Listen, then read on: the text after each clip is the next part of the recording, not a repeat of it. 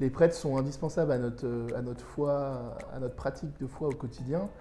Euh, voilà, je suis vraiment en pleine reconnaissance. Il faut arriver vraiment à remercier, à remercier, même pour des petites choses en fait, pour un petit coup de main, pour un prêtre qui va prendre 5 minutes avec nous pour une question, pour un moment de soutien.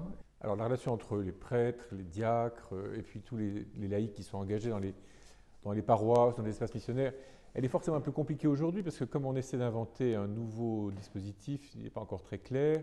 C'est déjà compliqué avec les anciennes, avec les nouvelles paroisses, parce que les gens étaient, aussi bien les prêtres d'ailleurs que les laïcs ou que les diacres, étaient habitués sans doute à un certain fonctionnement.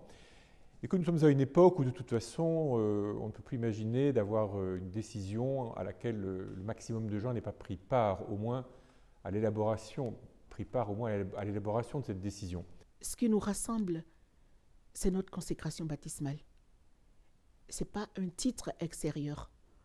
Voilà. Donc nous sommes tous baptisés, tous débaptisés, et c'est ce qui fait que nous pouvons avoir de la gratitude envers Dieu parce que nous sommes ses enfants. Mais cela demande aussi de la part des fidèles qui s'écoutent parce que les demandes, elles sont parfois contradictoires, les attentes sont parfois contradictoires.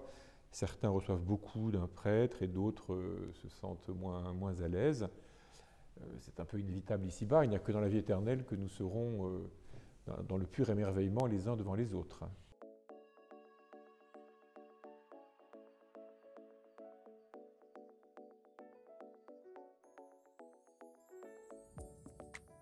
La gratitude, il faut vraiment qu'on arrive à l'exprimer envers les prêtres qui nous sont envoyés. On a de la chance d'avoir des prêtres. Prendre soin des laïcs aussi, vraiment essayer d'être bienveillant. Éviter les non-dits, communiquer, toujours communiquer, parler. Le Christ parlait quand les Juifs le blâmaient, il parlait, il expliquait ce qu'il faisait, il expliquait ses décisions. On est 28 femmes ensemble qui n'ont pas grandi ensemble, qui ne se sont pas choisies. Donc, évidemment, il y aura forcément conflit. Mais l'important, c'est de se dire que personne ne veut du mal à l'autre. On n'est pas là pour se faire du mal. On est là parce que quelqu'un nous a mis ensemble. Et c'est au nom de ce quelqu'un d'autre que si on veut continuer ensemble, voilà, il faut des concessions. Et comme je disais au début, on s'humanise mutuellement, on grandit ensemble. Et il me semble que la bienveillance, elle est à vivre à tous les niveaux, c'est-à-dire pas seulement à l'égard de ceux qui ont une certaine autorité, mais aussi entre soi, les uns à l'égard des autres. Et nous, chrétiens, nous devrions y arriver. Il s'agit de s'émerveiller de la grâce de Dieu, de l'œuvre de Dieu dans telle ou telle personne. Après tout, si quelqu'un est prêtre, c'est que quand même Dieu l'a choisi. C'est comme les apôtres. Les 12 étaient très différents. Certains suscitaient sans doute une admiration plus immédiate. Il a fallu que les apôtres eux-mêmes acceptent qu'il y ait Lévi le publicain, c'est-à-dire Matthieu. Il a fallu supporter le zélote, etc. Et puis alors, il y a ce fameux Judas, dont on ne sait pas très bien comment les autres le considéraient avant sa trahison. Donc le choix de Dieu, c'est toujours mystérieux.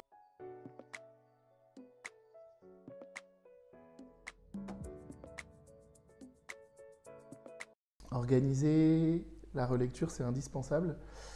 Dans une entreprise comme nous, dans l'Église, dans chacune de nos missions, il faut vraiment qu'on arrive à exprimer ce qui ne va pas. Ce qu'il faut, c'est que les décisions qui sont prises en amont soient souvent plus réfléchies, soient plus collégiales, que ça soit moins vertical et plus horizontal, qu'on arrive à communiquer beaucoup plus les uns les autres. La communication, c'est très très important. Bon, on se rend compte aujourd'hui qu'il faut sans doute davantage accompagner. Il y a effectivement dans les entreprises, par exemple, des moyens comme l'entretien annuel. Alors la différence, c'est que nos objectifs ne peuvent pas être quantitatifs. Il faut pouvoir transposer néanmoins.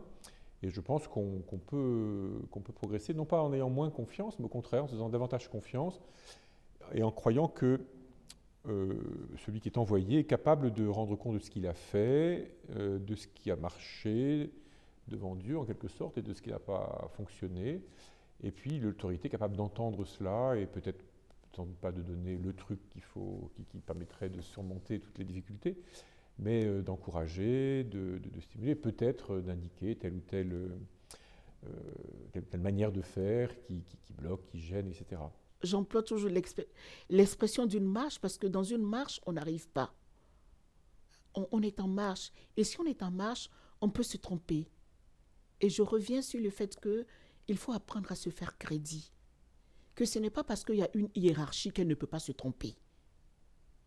Parce qu'aujourd'hui, on ne veut pas de la hiérarchie. Et quand il y a de la hiérarchie, on la soupçonne. Et la hiérarchie n'a pas le droit de se tromper. Mais c'est faux. Tant qu'on est humain et tant qu'on est en marche, on se trompe. Et on se trompera toujours.